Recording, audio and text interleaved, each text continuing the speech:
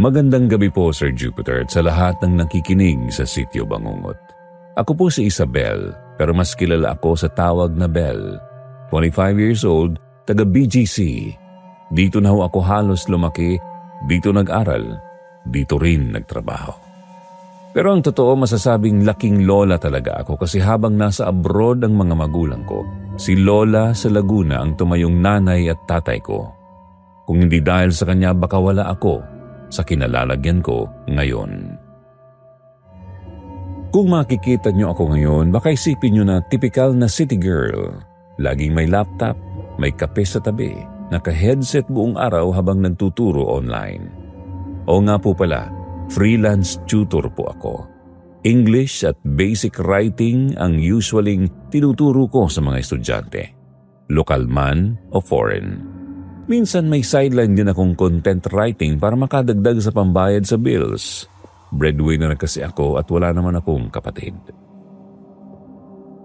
Kasama ko ngayon sa condo si Tam, best friend ko since college. Siya yung tipong kabaligtaran ko sa maraming bagay. Ako kasi madalas madrama, sentimental, mahilig mag-overthink. Siya naman yung logical, diretso magsalita, minsan pa nga parang walang preno kung mag-comment. Pero siya yung klase ng kaibigan na kahit minsan nakakainis, alam mong hindi ka iiwan. Ganito na sana yung buhay ko, Sir Jupiter. Routine, predictable, kahit papaano stable. Gigising ng maaga, magtuturo online, kakain ng lunch with Tam sa fast food sa ibaba ng building, tapos babalik sa gabi para mag-marathon ng series. Simple lang, walang multo, walang kakaibang pangyayari. At honestly, hindi ako yung tipong naniniwala agad sa mga kababalaghan. Lumaki ako sa simbahan dahil kay Lola. Pero hindi ako super religyosa. More on practical ako. Sa isip ko, lahat ng nakakatakot, either gawa ng tao o gawa ng utak. Pero ito na nga, Sir Jupiter, yung normal kong buhay nabasag nung isang tawag na dumating isang hapon. Umuwi si Tam galing office, dala yung paborito naming milk tea. Nakita niya akong tahimik lang sa sofa, hawak yung cellphone. Bel, bakit ang tahimik mo? Tanong niya. Tumingin lang ako tapos ang nasabi ko lang, si Lola, wala na. Noong panahon na yun, hindi ho ako makapaniwala. Masyadong biglaan, wala man lang palatandaan, walang huling paalam. Ang sabi, inatake lang daw sa puso habang nagdidilig sa hardin. Dinala sa ospital, pero hindi na umabot. Sobrang bigat, ni hindi ko man lang siya nakita at nakasama ulit bago siya pumanaw. Kaya agad akong nagdesisyon na umuwi ng Laguna. Sinamahan ako ni Tam, best friend ko at roommate. Kahit skeptical at medyo barumbado siya kung magsalita, hindi siya nagdalawang isip na mag-leave sa trabaho para samahan ako. Sabi niya pa nga sa kotse habang paalis kami ng BGC, Bel, kailangan mo ng kasama para hindi ka mabaliw sa lungkot, kaya ako nandito. Pagdating namin ng Laguna, ibang-iba ang pakiramdam. Mula sa maingay at magulong Maynila, biglang napalitan ng makikitid na kalsada. Amoy ng damo at katahimikan ng probinsya. Ang bawat puno sa gilid ng daan, ang bawat bahay na dinaanan namin, parang may alaala akong nabuhay muli. Hanggang sa natanaw ko na ang bahay ni Lola, nakatayo pa rin sa dulo ng baryo. Isang lumang bahay na gawa sa kahoy at bato. May malawak na bakuran at mga puno ng mangga at santol na nagsilbing bantay. Dito ako tumatakbo noong bata pa ako. Dito rin ako natutong magbisikleta at dito ako madalas sumilong tuwing bumubuhos ang ulan habang si Lola naman ay nag-aabot ng mainit na sabaw mula sa kusina. Ngayon, ang lahat ng iyon ay bumalik sa akin na may kasamang bigat. Kasi wala na siya para salubungin ako. Sa loob, tahimik. Puting tela ang nakapaligid sa kabaong. Rosaryo ang inuusal ng mga kapitbahay.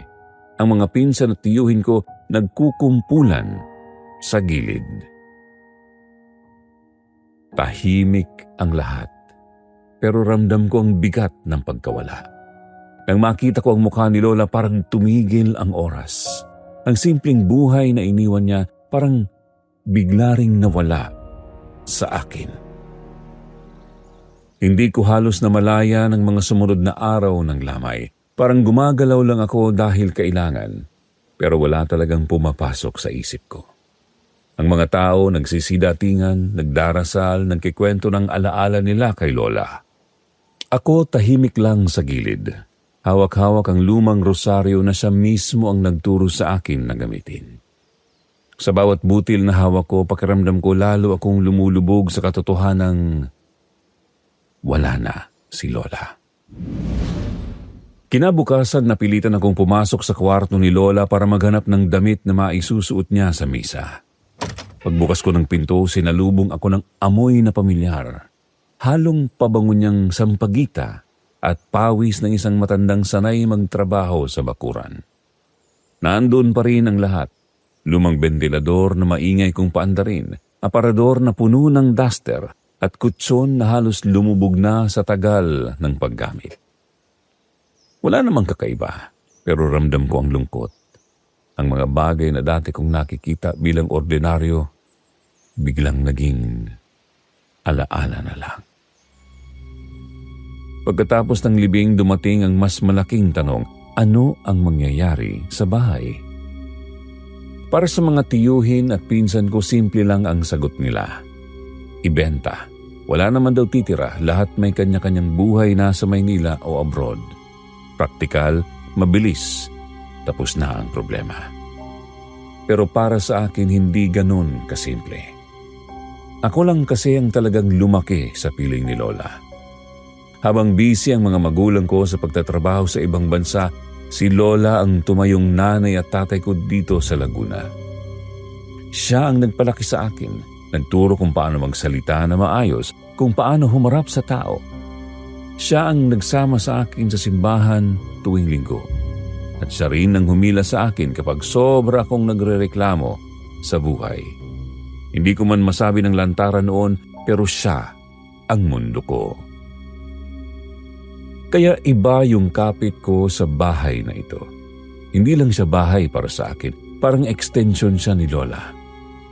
Bawat sulok, bawat gamit may alaala. Lahat ng tunog, lahat ng amoy, pamilyar. Alam kong para sa iba, kalumaan at gastos lang ang nakikita nila dito. Pero para sa akin, ito yung huling koneksyon ko kay Lola. Kaya nang simulan ng mga tiyuhin ko ang usapan tungkol sa pagbebenta, agad akong tumutol. Hindi ko kinaya na parang minamalit lang nila ang halaga ng bahay. Hindi niyo ba naiintindihan? Bulong ko sa sarili ko habang nakikinig sa diskusyon. Ito na lang ang natira sa kanya. Kung ibebenta natin, parang binura na rin natin siya. Siyempre, hindi ko yun nasabi ng lantaran. Hindi naman ako palaban sa pamilya. Tahimik lang akong nakikinig. Tumatango pero alam kong sa loob-loob ko hindi ako papayag. At sa mga sumunod na araw, unti-unti na ring lumabas ang realidad.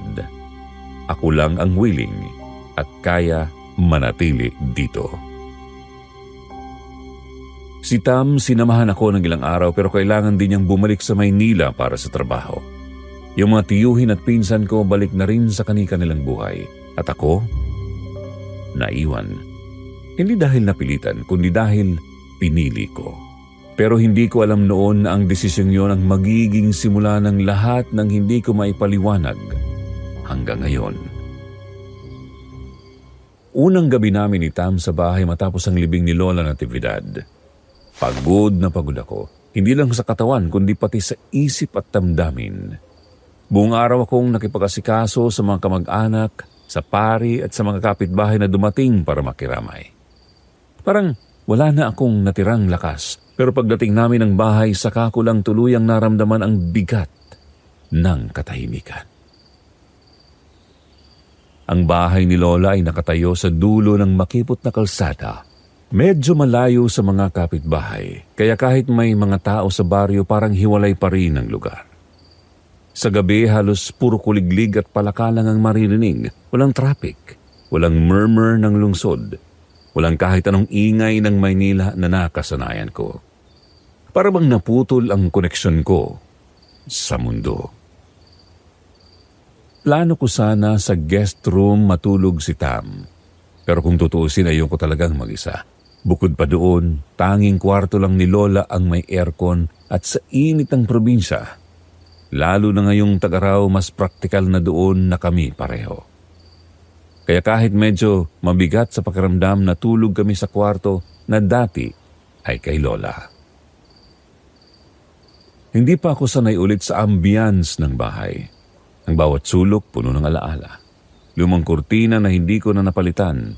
Mga framed pictures ni Lola kasama ako noong bata pa, pati lumang radyo na nakadisplay sa tokador.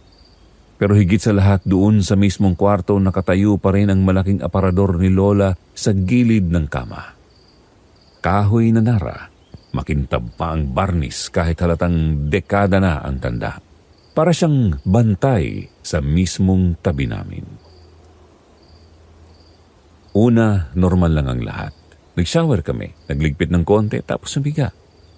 Pinigit ko ang mga mata ko habang pinapakinggan ang mahina pero steady na tunog ng aircon. Tahimik si Tam.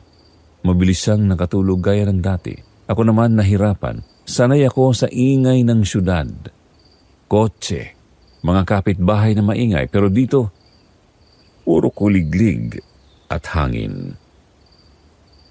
Habang nakahiga ako, bigla kong naamoy ang pabango na palaging gamit ni Lola. Di ko alam kung totoo o baka imahinasyon lang. Yung amoy na parang halong cologne at liniment na paborito niya. Dumaan lang saglit, pero sapat para magdulot ng kilabot. Nagpalit ako ng pwesto. Sinabi ko sa sarili ko baka naiwan lang sa damit na hindi pa nahuhugasan o baka sumasagi lang sa isip ko dahil kakalibing lang niya kanina. Pinilit kong huwag isipin.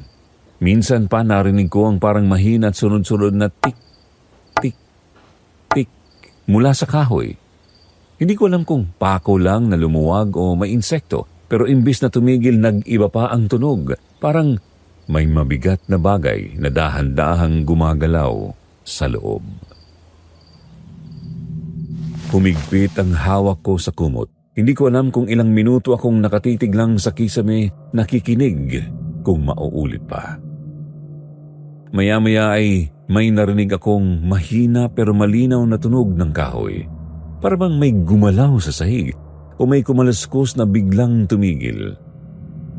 Napatingin ako agad sa kisame tapos sa gilid ng kwarto, tahimik. Akala ko baka guni-guni lang. Lumipas ang ilang minuto at naramdaman ko na parang may malamig na simoy ng hangin mula sa gilid ng kama. Imposibleng mula sa bintana kasi nakasara yun. Tumingin ako at doon ko nakita ang aparador. Nakatayo pa rin, tahimik, pero nakakaistorbo sa paningin. Wala naman itong bukas, pero pakiramdam ko parang doon nagmumula ang lamig. Pinilit kong ipikit ulit ang mga mata ko. Sa isip ko baka kasi sobrang pagod lang ako. Minsan kasi kapag lutang ka na sa stress, pati maliit na tunog at amoy nagiging malaki. Ayokong isipin na may kakaiba. Kaya pinilit kong huwag na lang pansinin. Huminga ako ng malalim at ibinaon ang mukha sa unan. Pero habang pilit kong pinapakalma ang sarili ko, biglang may umalingaw-ngaw na tunog. Tunog ng kahoy na matagal nang hindi nagalaw, parang unti-unting binubuhusan. Napabalikwas ako ng higa, nanigas ang katawan ko. Sa gilid ng paningin ko, hindi gumagalaw si Tam, himbing na himbing pa rin. Ako lang ang gising. Dahan-dahan kong iniikot ang ulo ko at doon ko nakitang nakasara ang aparador bago ako pumikit kanina. Sigurado ako doon, sarado, nakapadlak pa nga yung maliit na bolt sa gilid. Pero ngayong nakatingin ako, parang may maliit na awang na lumitaw sa pagitan ng dalawang pinto. Hindi ito nakabukas ng malaki. Saktong liwanag lang ng moonlight mula sa bintana ang pumapasok, tumatama sa gilid ng damit sa loob. Para bang may taong basta na lang bumukas nito ng kaunti at hindi sinara. Nanlamig ang batok ko. Gusto kong isipin na baka hindi ko lang naisara ng maayos bago matulog, pero imposible. Ni hindi ko nga hinawakan yung aparador maghapon. Napakagat ako sa labi. Pinakiramdaman ko kung may tunog na paglalakad o kung may gumagalaw sa paligid. Wala. Tahimik ang buong bahay. Tanging huni ng kuliglig ang maririnig. Pero sa tenga ko parang lumalakas lalo yung mahinang pag-angal ng kahoy ng aparador. Nagkunwari akong kalmado. Binunot ko yung kumot at itinakip hanggang lieg. Pilit na pinapapikit ang mata. Sinasabi ko sa sarili ko, pagod lang ako, guni-guni lang ito at baka hangin. Pero paano magkakaroon ng hangin kung nakasara naman ang bintana at bakit mismong aparador ang gagalaw? Makalipas ang ilang minuto, halos nakakatulog na sana ako ulit nang biglang muling umingit ang kahoy. Mas mahaba, mas malinaw, parang tunog ng bisagra na matagal nang kalawangin. Napasinghap ako kahit pilit kong pinipigil. Dumilat ako ulit at muntik na akong mapaangat ng gusto sa kama. Mas malaki na ang awang. Kung kanina saktong liwanag lang, ngayon ay halos isang palad na ang pagitan ng dalawang pinto. Kita ko na ang loob, mga nakasabit na damit ni Lola, lumang barot saya, tilang lumang damit na hindi ko na maalala kung kani-kanino. Nakatayo lang silang nakahanay, parang mga taong nakapila, nakatungo. Maya-maya hindi ko na alam kung imahinasyon lang ba, pero parang may isang damit na gumalaw. Hindi malakas, hindi dramatic. Saktong pagkampay lang ng manggas na parabang may hangin sa loob, pero alam kong walang hangin. Parang gusto kong gisingin si Tam pero nanlamig ang dila ko. Ang tanging nagawa ko lang ay ipikit ng mariin ang mga mata ko at pag-ulit-ulit ng dasal. Hindi ko alam kung gaano katagal akong ganoon pero sa huli siguro dahil sa sobrang pagod, nakatulog din ako. Kinaumagahan paggising ko, nakasarado na ulit ang aparador, parang walang nangyari. Pero Sir Jupiter, hindi na ako mapakali mula noon. Kahit nagkakape ako sa kusina, kahit naglalakad ako sa bakuran, palagi kong naiisip, ako lang ba ang nakakita? Ako lang ba ang nakaamoy? At yun ang umpisa kung bakit hindi na naging ordinaryo ang bahay ni Lola para sa akin. Kinabukasan matapos yung unang gabi, pinilit kong maging normal. Nagkakape ako sa kusina habang nakatanaw sa bakuran. Maliwalas naman ang umaga. Tahimik, maliwanag, parang walang nangyaring kakaiba. Pero sa ilalim ng araw, sa bawat pag-inom ko ng kape, ramdam ko pa rin ang bigat. Yung memorya ng aparador na nakabukas mag-isa. Gusto kong kwentuhan si Tam pero pinili kong manahimik. Alam kong hindi siya madaling maniwala.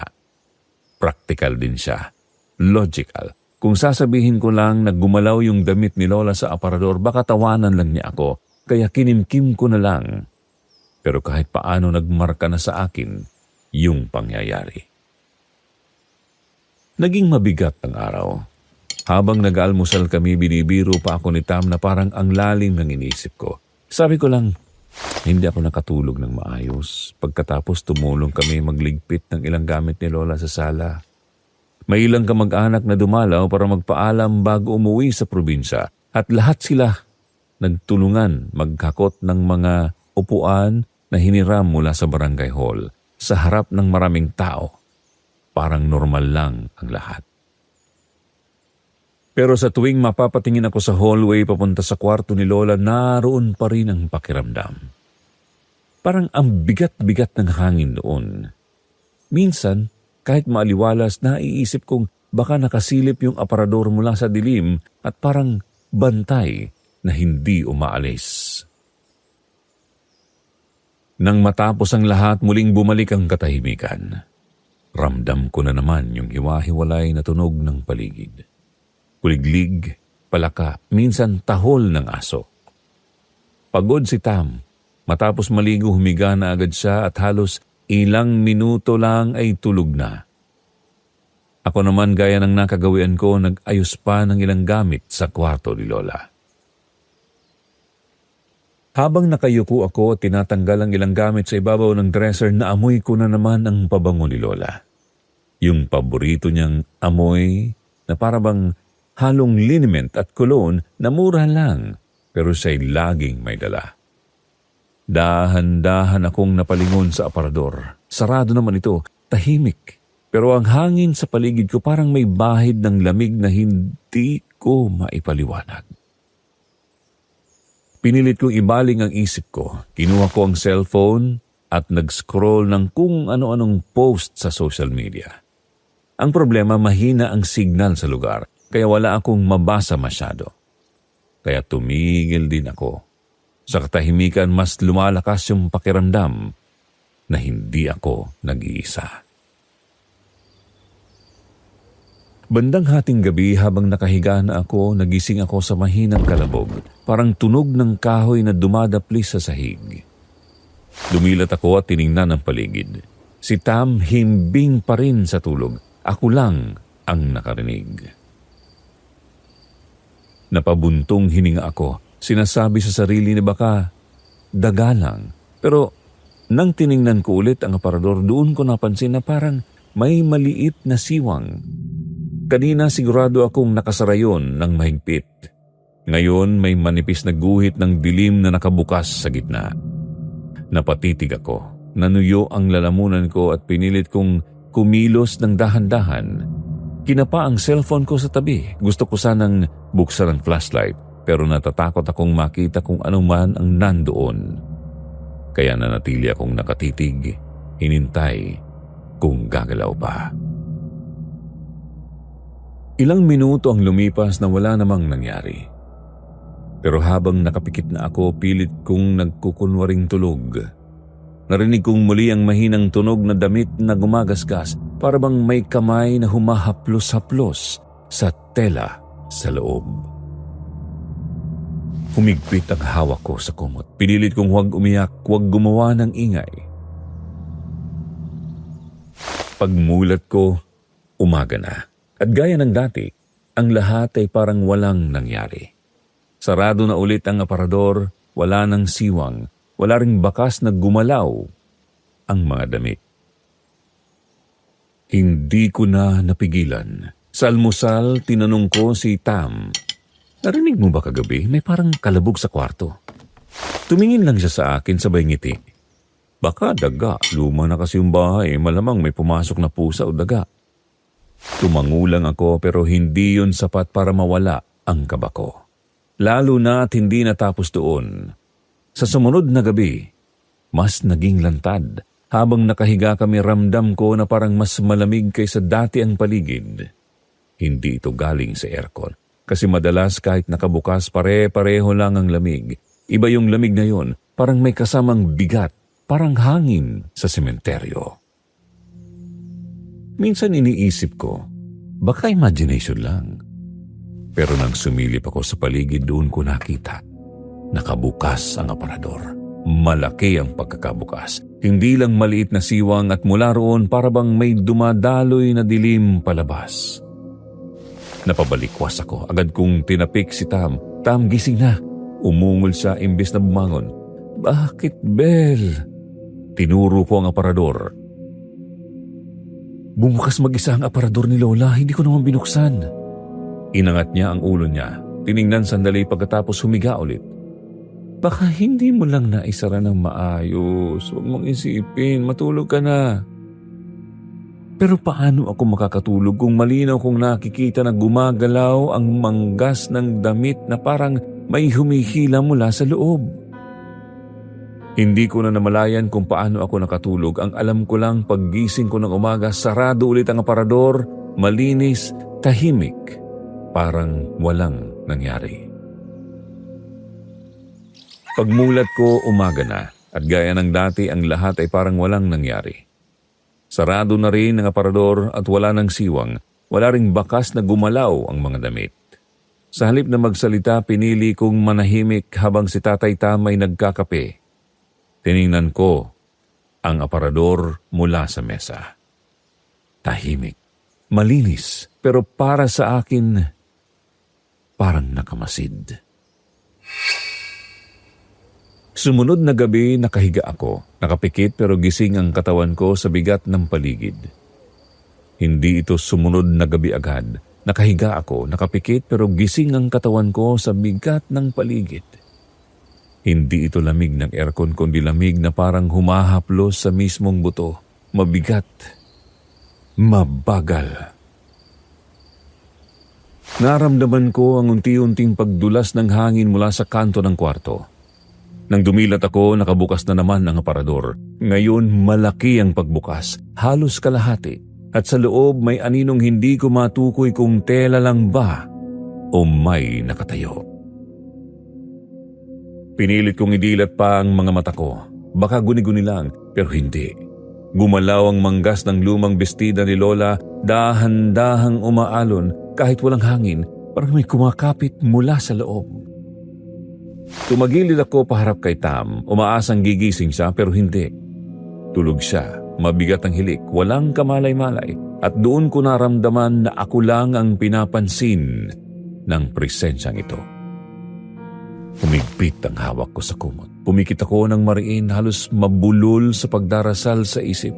Huwag kang gagalaw, Bel, huwag kang lilingon, huwag kang tititig. Hanggang sa unti-unting sumara ang aparador kasabay ng lamig na naglalaho. Simula nang mamatay si Lola, hindi na ako naging komportable sa bahay. Hindi ko masabi kung ano, kung grief lang ba, o kung may kung anong naiwan sa paligid. Tahimik na tahimik sa gabi pero sa katahimikan na yun mas ramdam ko ang bigat ng presensya kahit nakapikit ako. Parang may nakabantay. Kahit anong pilit kong sabihin sa sarili ko na pagod lang ako, hindi ako mapanatag. Isang gabi nagising ako na parang may malamig na hangin na dumampi sa patok ko. Hindi naman nakabukas ang bintana pero parang galing doon yung simoy. Dahan-dahan akong dumilat at agad kong napansin ang aparador ni Lola. Malaki at luma yun, gawa sa matibay na kahoy at ang pinakakinatatakutan ko yung salamin sa harap. Doon ako natigil kasi may aninong nakatayo. Babae, nakapirmi lang, nakatitig pabalik, hindi malinaw ang mukha pero pamilyar yung tindig. Para bang matagal ko na siyang kilala, para bang si Lola. Ilang segundo akong nakatulala at pilit iniintindi kung ano ang nakikita ko. Hanggang sa biglang naglaho ang anyo, naiiwan lang ako, nanginginig at pawis na pawis, hawak ang kumot na parang yun lang ang panangga ko laban sa kung anumang nandyan. Kinabukasan, pinilit kong kumbinsihin ang sarili ko na baka antok lang, baka trick of the light. Pero sa tuwing naiisip ko ang salamin, bumabalik yung pakiramdam ng matalim na titig na nagkabaon sa balat ko. Hindi yun parang alaala lang, masyado siyang malinaw, masyadong totoo. Lumipas ang ilang araw at akala ko tapos na. Pero mas lalo lang lumala. Nagising ako isang gabi sa tunog ng sarili kong pangalan. Mahina lang, parang bulong na dumikit mismo sa tenga ko. Hindi ko alam kung lalaki o babae ang boses, basta malinaw. Bel. Tumayo ang balahibo ko.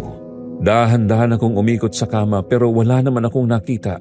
Ang dilim ng kwarto at sa bawat sulok para bang may nakatago na nagmamasid, hindi na ako nakatulog. Habang lumilipas ang gabi, naging pabago-bago ang mga naranasan ko. Minsan sa salamin, minsan sa mismong tabi ng kama, minsan sa harap na parang may bumababa kahit walang kasama. Hindi ko na alam kung paano ikwento ng maayos kasi bawat karanasan iba-iba ang itsura at doon ako nagsimulang kabahan. Hindi lang sa mga nakikita ko kundi sa posibilidad na baka ako na mismo ang nawawala sa wisyo. Pinipilit kong magpakatatag sa harap ni Tam pero ramdam kong hindi siya naniniwala. Hindi niya nakikita o hindi niya naririnig. Para sa kanya lahat ng ito ay pagod, lungkot at trauma. Gusto ko sanang maniwala na tama siya kasi mas madaling paniwalaan na sira lang ang ulo ko kaysa tanggapin na may totoong multo sa paligid. Pero tuwing sasabihin kong pagod lang ako, may parte ng katawan ko na nanginginig kasi alam kong hindi basta stress ang nagpapalakas ng loob kung isara ang ilaw gabi-gabi. May kung anong nandito at kahit hindi siya nakikita ni Tam, alam kong ramdam ko siya. Hindi madaling magpanggap na normal. Kahit anong pilit ko, dala ko pa rin ang bigat ng mga gabi. Sa araw, maaliwala sa tahimik, parang walang nangyayari. Maliwanag ang kusina, malamig ang hangin mula sa bintana at maririnig ko lang ang mga manok sa kapitbahay o yung kaluskos ng mga dahon sa bakuran. Pero sa ilalim ng liwanag, dala ko pa rin ang alaala ng malamig na hangin, ng boses na bumubulong ng pangalan ko, ng refleksyong hindi ko alam kung akin o kay Lola. Sinabi ni Tam na baka epekto lang ng pagod, na baka dala lang ng lungkot, ng stress. Sa umpisa naniwala ako. Pero habang lumilipas ang mga gabi, mas lalo akong nalulunod sa posibilidad na hindi lang ako ang problema. Hindi ko na mabilang kung ilang gabi na akong di makatulog ng maayos. Lagi akong napapalingon sa aparador kahit anong gawin ko, naroon lang siya. Malaki, matanda, nakatayo sa sulok ng kwarto. Parang bantay na hindi ko alam kung kalaban o kakampi. Pinipilit kong huwag isipin pero parang mas lalo akong nahuhulog sa tingin niya. Nakakulong kami ni Tam sa katahimikan ng kwarto. Siya mabilis na nakakatulog gaya ng dati. Ako naman gising. Nakikinig sa bawat tunog. Unang kuliglig lang at hangin mula sa aircon pero bandang hating gabi narinig ko ang kalabog. Hindi malakas pero malinaw, parang kahoy na dumadaplis sa sahig. Dumilat ako agad, si Tam tulog pa rin. Napabuntong hininga ako. Sinasabi sa sarili na baka dagalang. Luma ang bahay, posibleng may mga sulok na may hayop. Pero nang lumingon ako, nakita kong nakabukas ang aparador. Hindi malaki pero may siwang. Kanina isinara ko yun ng bahigpit. Sigurado ako. Nanuyo ang lalamunan ko. Pinilit kong kumilos ng dahan-dahan. Kinapa ang cellphone. Gusto kong buksan ang flashlight pero natatakot ako kaya nakatitig lang ako. Umaasang baka kusa ring magsara. Ilang minuto ang lumipas, tahimik. Pero habang nakapikit ako, pilit nagkukunwaring tulog, narinig ko ulit, hindi na basta kalabog, parang tunog ng tela na hinahaplos. Mahina pero paulit-ulit. Para bang may kamay sa loob na dumadaan sa mga damit ni Lola. Humigpit ang hawak ko sa kumot. At doon ko naramdaman ang lamig. Hindi lamig ng aircon kundi lamig ng sementeryo. Mabigat, may kasamang amoy na parang bulok na bulaklak. Binuksan ko ang mata ko at doon ko nakita. Mas malaki na ang bukas ng aparador, halos kalahating pinto at mula sa loob para bang may dumadaloy na dilim, mabagal at parang usok. Nanigas ako. Sa gilid ng salamin may aninong nakatayo, hindi buo, pero may hugis. Balikat, buhok, parang si Lola. Saglit lang pero sapat para manindig ang balahibo ko. Pagmulat ko ulit, ako na lang ulit sa refleksyon. Pero bukas pa rin ang pinto. Gumagalaw pa rin ang manggas ng isang damit para bang may humihila mula sa loob. Bumalik ako sa pagkakahiga. Itinakip ang kumot hanggang leeg. Pinilit ipikit ang mga mata. Sa isip ko baka imahinasyon lang, baka tama si Tam. Pero paano kung hindi? Lumipas pa ang mga araw at doon nagsimulang magulo ang lahat. Minsan naniniwala akong si Lola ang nakikita ko pero minsan ibang tao. Hindi ko may paliwanag, minsan bata, minsan matanda, minsan wala namang hugis. Kapag ikinikwento ko kay Tam, napapansin kong iba-iba rin ang mga detalye na sinasabi ko. Minsan sinasabi kong nakita ko si Lola sa salamin, minsan boses lang na bumubulong, minsan may kaluskos sa hagdan. At doon nagsimula ang pag-aalinlangan. Ako ba ang mali? Ako ba ang nag-iimbento? Si Tam nanatiling mapagmahal. Lagi niyang sinasabi na baka pagod lang ako, baka stress lang. Hindi siya naniniwala pero sinusubukan niya pa rin samahan ako. Minsan hahawakan niya ang kamay ko at tatahanin ako. Pero sa loob-loob ko, ramdam ko na unti-unti na rin siyang nababahala. Hindi dahil may nakikita siya, kundi dahil sa akin. Sa kung paano nagbabago ang mga kwento ko gabi-gabi. At doon ako mismo ang nagsimulang mas matakot. Hindi lang sa aparador, kundi sa sarili ko. Kasi paano kung totoo ang sinasabi ni Tam? Paano kung hindi multo, kundi utak ko lang ang kalaban? Simula nang mamatay si Lola, ako lang ang tunay na nakaramdam ng lahat ng ito. Ako lang ang nakikita. Ako lang ang nakarinig. Wala si Tam sa kahit isang sandali. Kung ganun, baka nga ako lang. At yun ang mas nakakatakot. Sir Jupiter, dumating ang araw na bigla na lang nag-brownout. Malakas ang ulan nung gabing yun. Yung klase ng ulan na parang naglalagapak ang bawat patak sa bubong. Wala kaming ilaw. Walang kahit anong tunog maliban sa kulog at pagbuhos ng ulan. Tanging kandila lang ang iniwan ni Tam sa mesa bago kami pumasok sa kwarto. Nakahiga kami pero hindi ako mapakali. Ramdam ko na naman yung malamig na presensya. Yung parang bigat sa hangin na nakasanayan ko ng maramdaman gabi-gabi. Nakatingin ako sa dilim. Pilit inaabot ng mata ko yung anyo ng aparador. Nakapikit naman si Tam, mahimbing ang tulog. Sa gitna ng pagbibilang ko sa lagitik ng ulan, napansin kong parang may anino sa gilid ng aparador. Parang humahaba, parang kumikilos. Pinilit kong iwaksi. Sinasabi sa sarili na mata ko lang ang nagloloko na baka epekto ng liwanag mula sa kandila sa labas ng pinto. Pero habang tumatagal, hindi na siya basta anino. Para bang may nakatayo sa mismong harap ng aparador. Payat, matangkad, nakayuko. Bago ko pa na proseso ang lahat, bigla kong naramdaman na parang may malamig na hangin na dumaloy sa gilid ko. At mula roon, parang may biglang humawak sa braso ko. Malamig, mabigat at wala akong nakikitang kamay. Napasigaw ako, "Tam!" Pero bago pa siya makabangon, parang may puwersang humila sa akin. Diretso ako sa direksyon ng aparador. Hindi ko na matandaan kung paano ako nakalapit ng ganoon kabilis. Ang malinaw sa akin, isang iglap lang. Nasa harap na ako ng aparador na kusa na namang bumukas.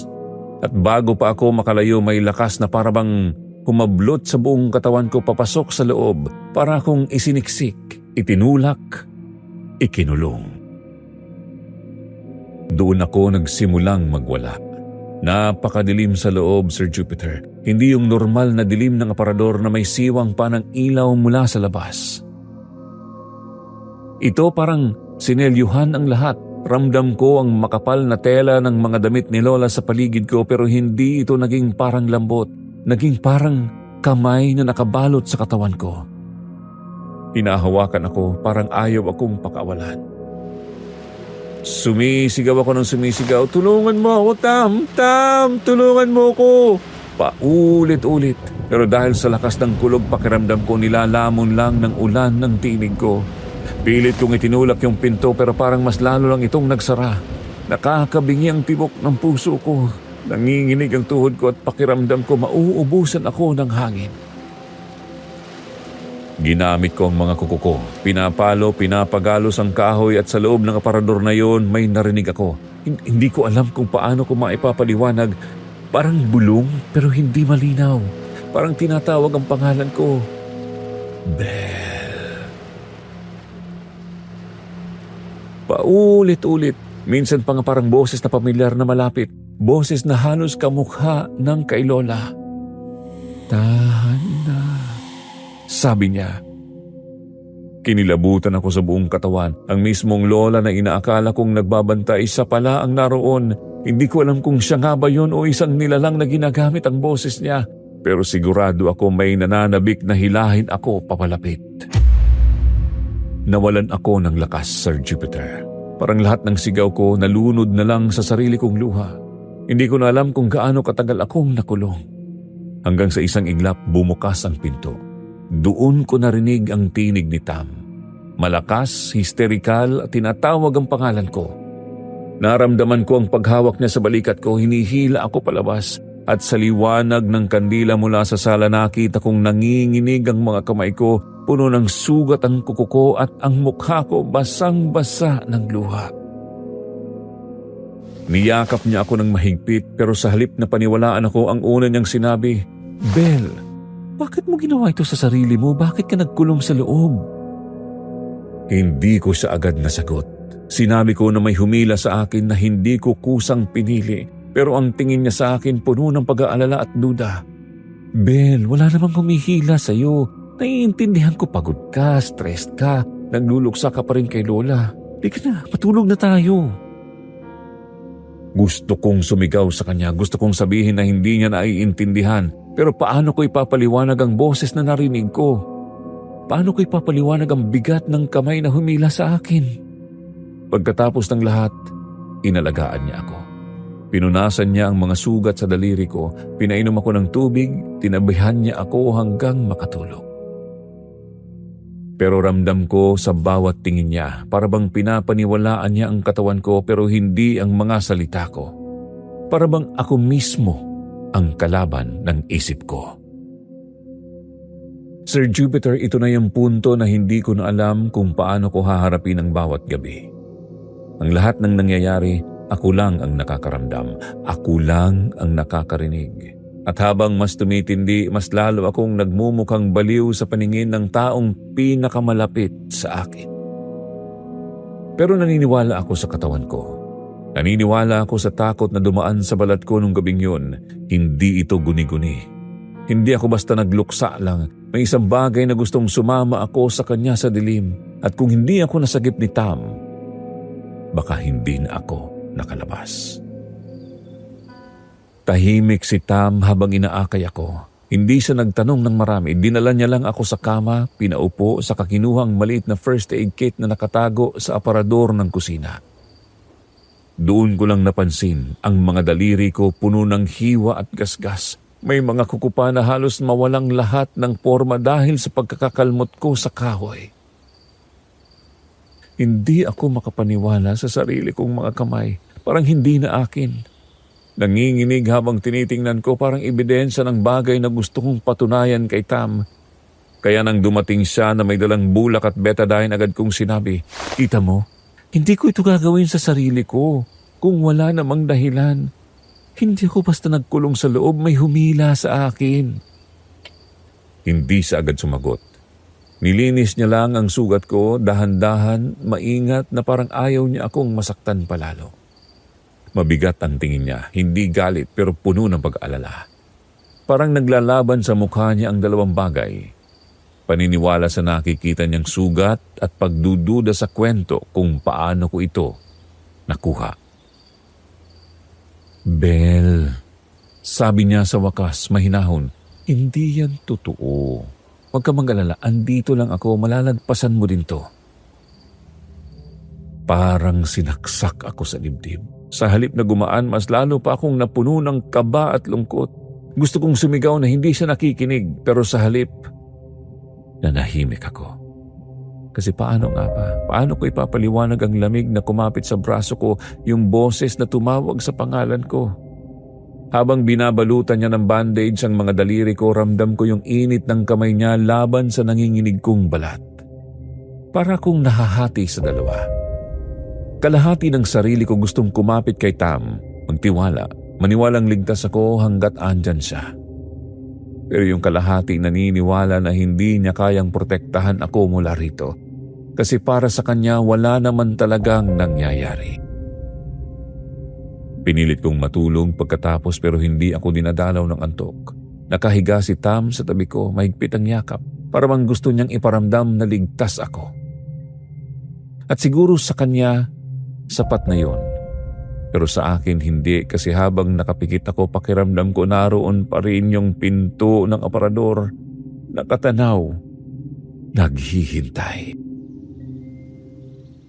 Kinabukasan wala na ang ulan. Maliwanag ang sikat ng araw, parang walang nangyari. Pero bawat galos sa daliri ko, bawat punit sa kuko ko nagpapaalala na hindi lang yun bangungot. Totoo ang nangyari. Pero si Tam ibang-iba ang basa. Habang nagkakape kami, sinabi niya, Kailangan mo lang magpahinga. Baka kailangan nating umuwi muna sa Maynila, lumayo sa bahay na to. Nakakatulong minsan ang pagbabago ng lugar. Tumangulang ako. Pero sa loob-loob ko alam kong hindi ako niloloko ng bahay na ito. Hindi ako basta nalulunod sa lungkot. May kung sino, may kung ano na gustong kunin ako at habang tumatagal, ako lang ang nakakakita at nakakaramdam. Sir Jupiter, ang masakit mas lalo akong nag-iisa. Kasi habang mas lalong lumilinaw sa akin ang presensya ng nilalang sa aparador, mas lalo namang lumalabo sa paningin ni Tam ang paniniwala. Para sa kanya, ako lang ito.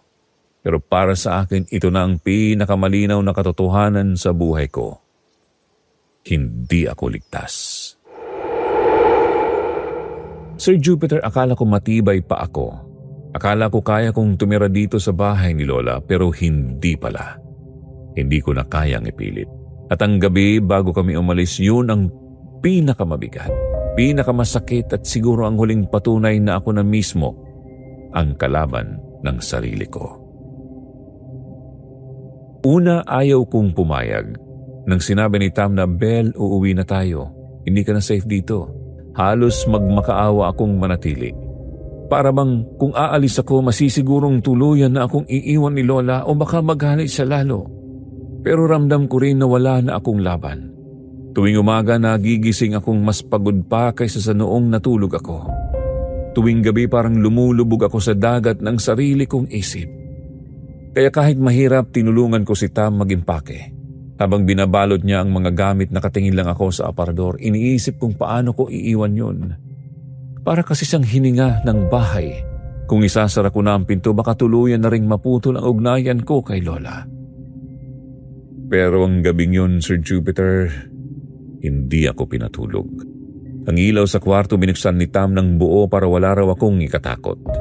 Nakahiga siya sa tabi ko, hawak ang kamay ko at paulit-ulit na sinasabi, bukas na, bukas aalis na tayo, makakapahinga ka na. Pero kahit may ilaw, iba ang pakiramdam. Parang mas maliwanag pa ang dilim kaysa sa bumbilya. Nakapikit ako ng mahigpit pero ramdam ko ang malamig na ihip ng hangin na hindi galing sa bentilador. Nang dumilat ako, nakita ko ang aparador, bukas na naman. Pero hindi lang siwang natin sa Maynila, pupunta tayo sa doktor. Kailangan mo na talagang magpatingin.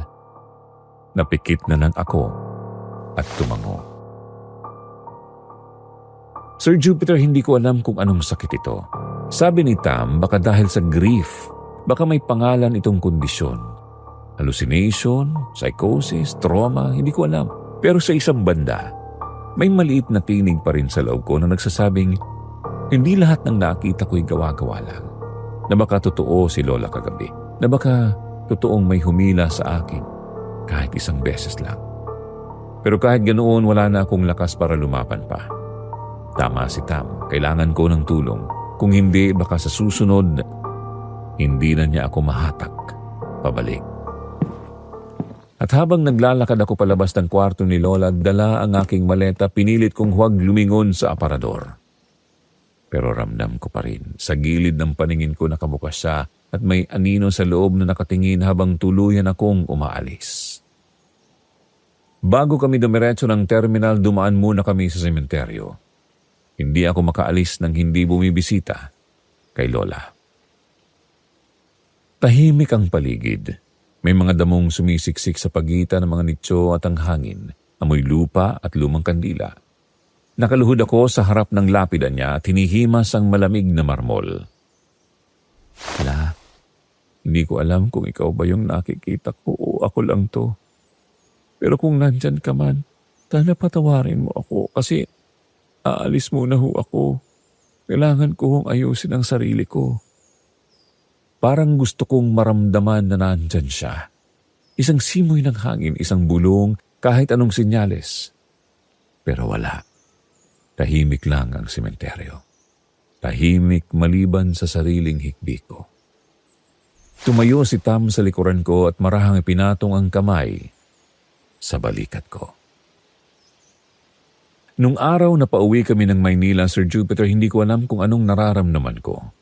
Kung totoo ba yung nakita ko o utak ko lang ang kalaban ko. Pero isa lang ang sigurado sa akin noon, kailangan kong tulungan ang sarili ko. Kung multo man talaga ni Lola ang bumisita sa akin, sana naintindihan niya na ang pag-alis ang paraan ko para makabawi. At kung ako lang pala ang nag-iimbento ng lahat, sana dumating ang araw na matawa na lang ako sa mga pinaniniwalaan ko. Pero ngayon, masakit pa din, mabigat at hindi ko kayang mag-isa. Kaya ako sinusulat ito.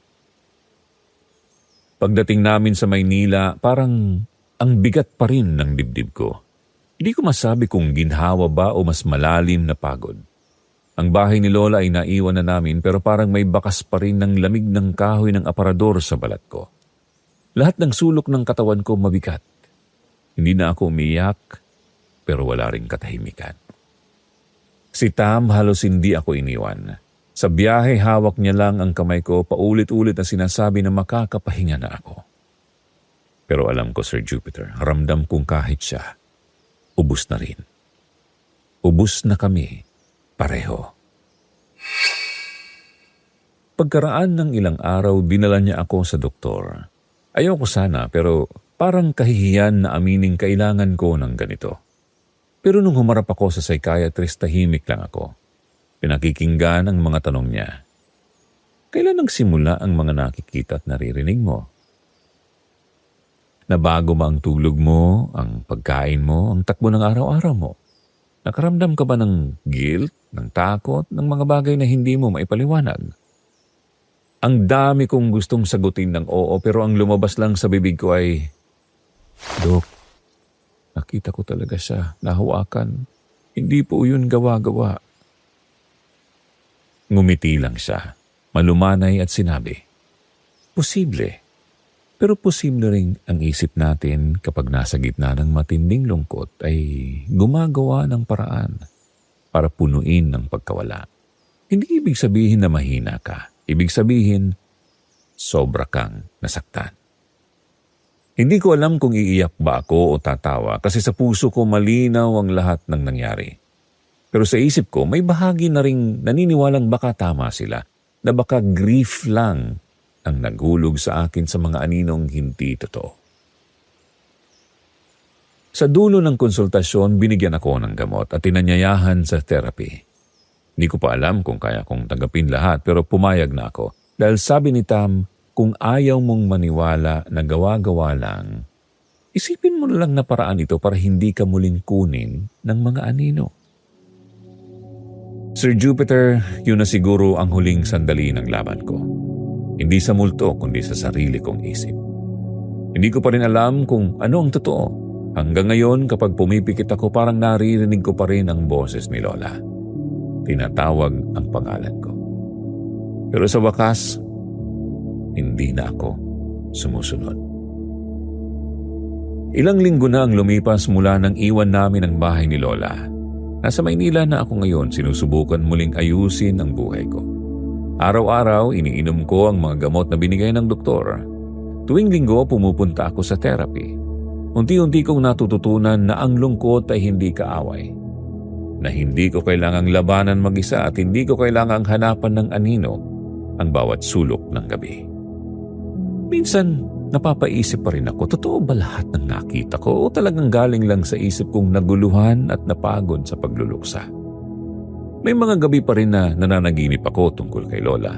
Nakaputi, nakangiti, parang tinatawag ko. Pero ngayong gising ako, mas kaya ko nang sabihin sa sarili ko, tama na, hindi mo na kailangang sumunod. Si Tam, hindi ako iniwan kahit kailan. Siya ang humahawak sa kamay ko tuwing natatakot ako. Siya ang nagpapaalala na nandito ako, buhay at ligtas. Lagi niyang sinasabi, Bel, hindi mo kailangan ng sagot ngayon. Ang kailangan mo lang ay magpahinga. At sa tuwing naririnig ko yun, parang nababawasan ang bigat.